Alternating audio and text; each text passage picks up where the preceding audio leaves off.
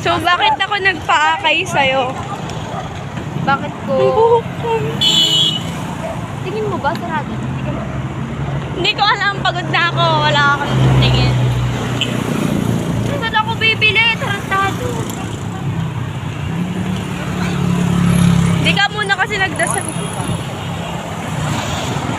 Wala na bang ibang video? Diba? Pagod na ako. Sa mga market, ay mga tindahan gano'n. Tangin na lumabas ng ano, lalakarin pa ata, papantang Darmapota.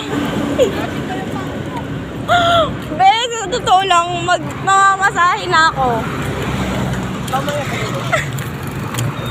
Pagod na ako. Sa amin, hindi ako ginaganto ng magulang ko, ha. Sinahatid sundo pa ako ng magulang ko.